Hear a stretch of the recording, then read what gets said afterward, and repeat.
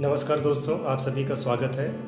दोस्तों, राजभर इतिहास की कड़ी में इसके पहले आप मुस्लिम विद्वान इतिहासकारों को सुन चुके हैं, नवाब के वंशजों को सुन चुके हैं, बहाली सुल्तान के वंशजों को सुन चुके हैं, लेकिन आज की कड़ी में आपको सुनवाएंगे हम लोध राजपूत के वंशजों की जुबानी राजभर राजा की कहानी, और साथ में राजभर राजा के वो चाकर कौन थे जिन जिन चाकर को काफ़ी सम्मान राजभर राजा के दरबार में दिया गया, वो कहाँ से आए थे और वह किस राजा के दरबार में चाकरी करने लगे और आगे चल के वह कैसे वहाँ के खुद राजा बन बैठे, यह भी आपको बताएंगे।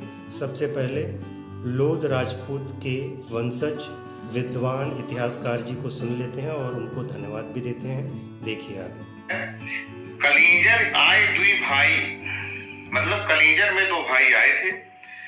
भर राजा के चाकर, राजा के चाकर में नौकर बनकर। बीसल देव जेठे और भीमल लहुरे, मतलब बीसल देव बड़े भाई थे तथा भीमल देव छोटे। इन्हीं ने गहोरा आए। गहोरा में चूंकि लोधियों का किला था, लोधियों का शासक था, और यह गहोरा चित्रकूट के पास, राजापुर के आसपास, इस जहाँ के तुलसीदास जी हैं वहां पर यह स्थान पड़ता है। पुरिखा सात भरी गहोरा रहे। ये लोग वहां पर रहे और गहोरा में रहे तथा ठाकुर कहलाने लगे। ऐसी जानकारी लेखक ने वीर भानुउदय काव्य से निकाली। क्योंकि बीसल देव और भीमल देव, इन्हीं ने षड्यंत्र करके लोधी राजा को मरवाया था। दूसरा इन्होंने लिखा कि तिवारी मिलाई के आधा राज देई दीन्ही कहीं सा, मतलब तिवारी को मिलाकर आधा राज्य देने का वादा किया था बीसल देव ने। रीवा राज्य के राजा को मरवाने के लिए व्याघ्रदेव, जिनका आना गुजरात से 15वीं सदी में कहा जाता है, ने गंगा किनारे बसे एक खूबसूरत राज्य को अपना निशाना बनाया। दरअसल गुजरात से पूर्व की तरफ काम की तलाश में बड़े व्याघ्रदेव ने 15वीं सदी में चंदेलों के खाली पड़े किले कालिंजर पर अपना रहवास बनाया। उसने उस समय भार के राजा से अपने हेतु काम की मांग की तथा भार राजा वर्षों से गहोरा को जीतने का सपना संजो रहा था।